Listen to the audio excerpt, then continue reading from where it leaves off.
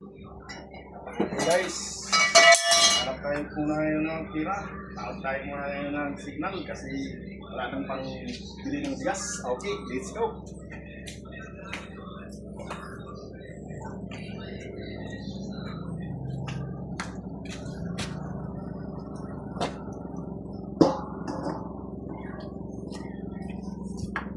Kayod ta kasi pang-bili ng gas. Kayod.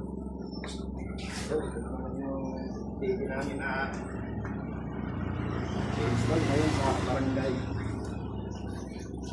San Roque Pilao. So, ito ang TV natin mga idol. Okay, mga idol, sige na. Okay na.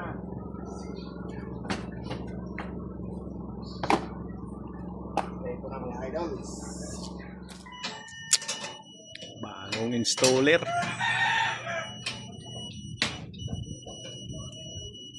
Okay mga idol, 100% niya strength and quality.